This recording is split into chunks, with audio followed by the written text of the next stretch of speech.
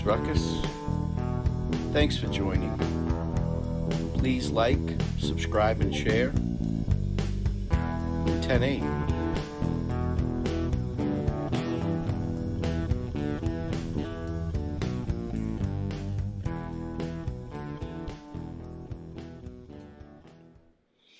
Hey. What's going on, everybody? It's good to be back in sunny Florida. It's a little bit humid. I was really digging it out west. It wasn't as humid. It was fantastic. Everybody that's coming in, I just want to say a quick hello. Purdue RN, how are you, dear? She was the hostess with the mostest. She really took good care of Mr. Steve and I. Of course, we got Jinx. Jinx is fantastic.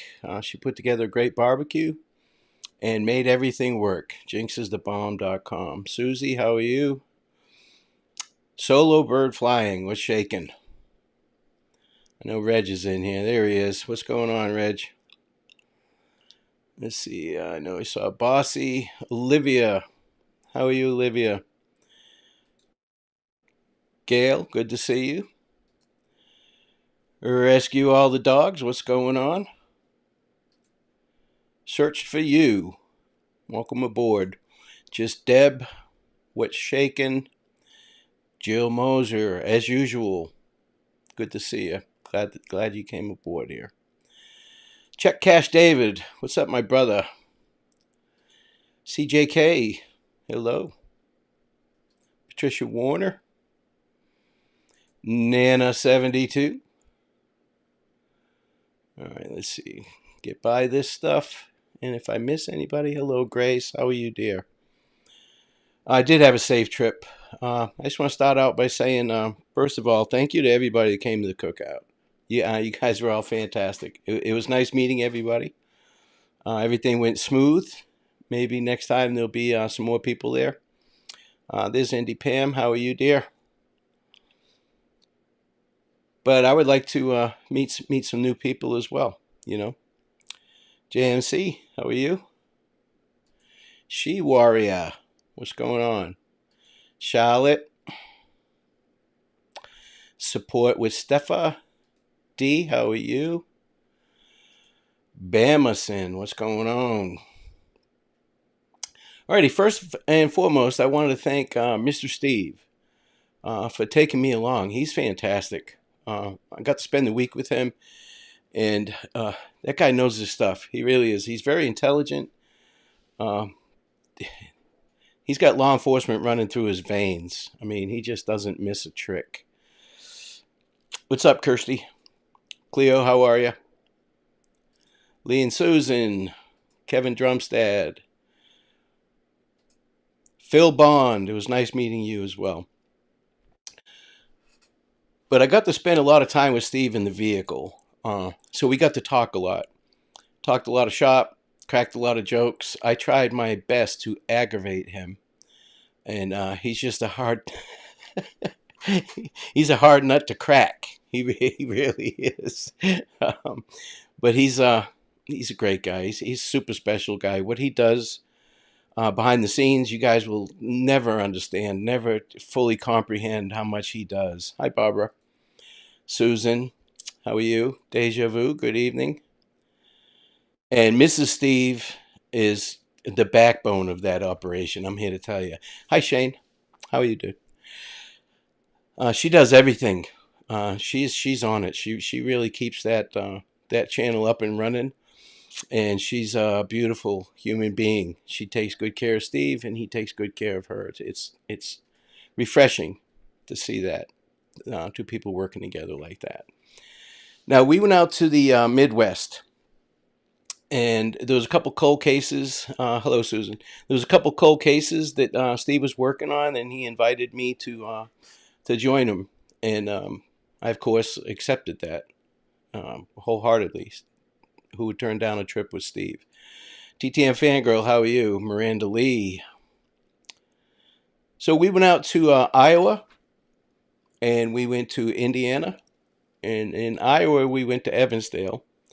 I got to meet some great folks there. Really, really nice people there. In Indiana, met some fabulous people.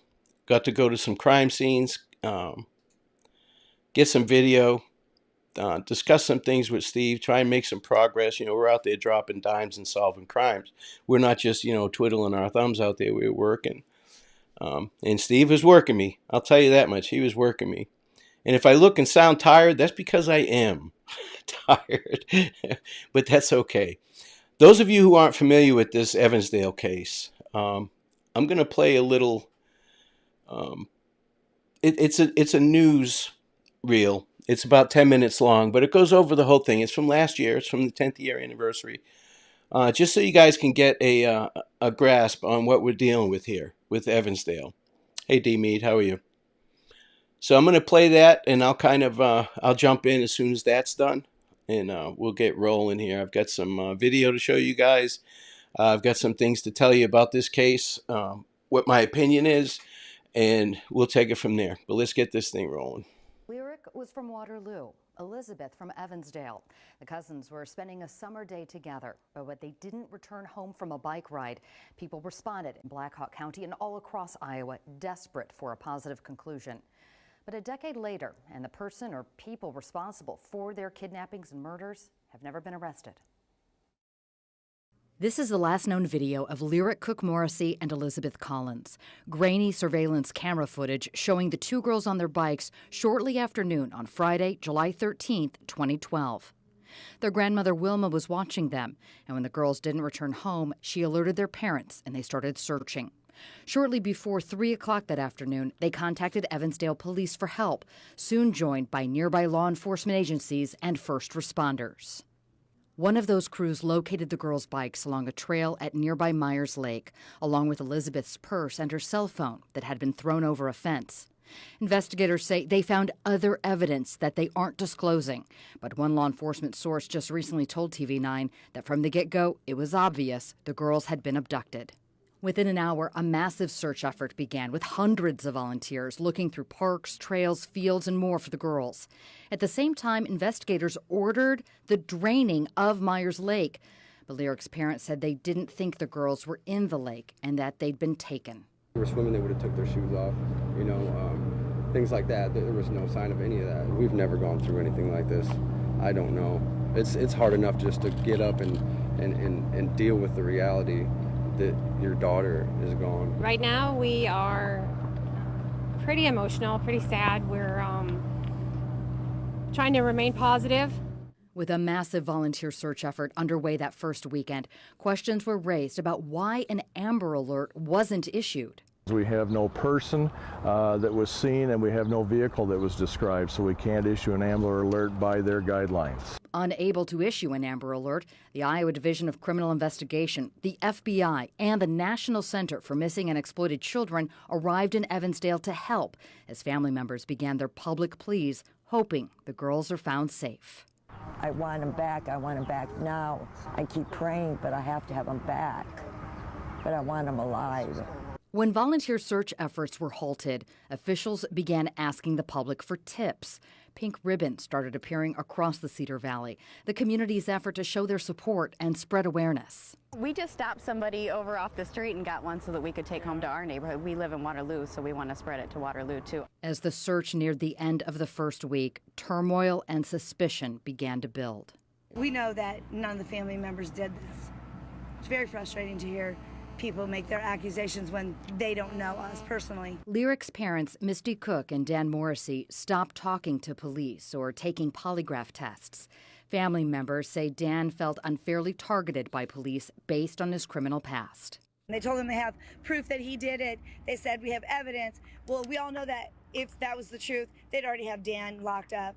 1 week after the girls disappeared, the search of Meyers Lake was called off, and the case entered a new phase. Investigators are confident that the two girls are not in Meyers Lake.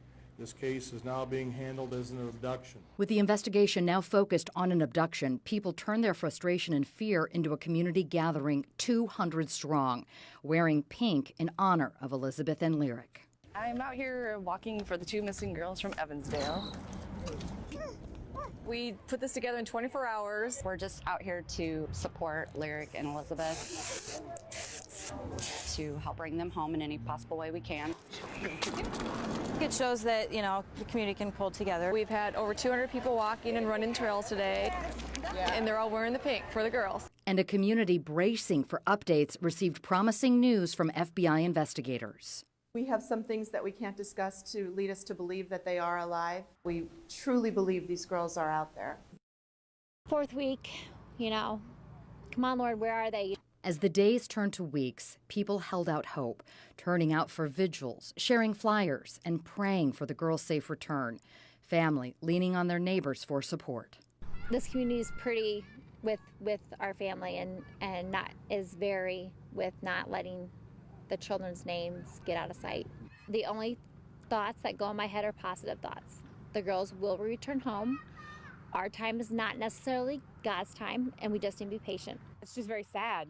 Every day is just very sad. It's just crying out to God, just please let this be the day. Please let this be the day that they come home or that we find something. As the summer progressed, the public remained on edge amid a flurry of reports of suspicious white vans that kept investigators busy as they looked for any leads that might break the case. And family members continued to beg for information, any information. We know there's somebody out there that knows something, that saw something little they might not think is important, or maybe they're scared to come forward. Summer turned to fall as life in Evansdale carried forward, while the cloud of uncertainty remained and no sign of the girls heading into the holiday season. And to have no clue, no leads, no nothing. It's just, it's getting harder and harder. You don't need a present, we just need them. So we're just waiting. Then, on November 13th, 2012, came a plea from Lyric and Elizabeth's parents, a letter printed in the Waterloo Cedar Falls Courier. The parents addressed the girl's abductor directly, saying, quote, "We want you to know that we are praying for you to do the right thing," asking for their safe return. But that wouldn't happen. Today at approximately 12:45 p.m., law enforcement was notified by hunters that they had discovered 2 deceased bodies in a wooded area. The Cook and Collins family have been notified of this discovery. The bodies are being transported to the state medical examiner's office in Ankeny for positive identification. On December 5th, nearly 5 months after the girls vanished, their remains were found at Seven Bridges Wildlife Area, about 20 miles from Evansdale, shattering the hopes of so many people. Not the outcome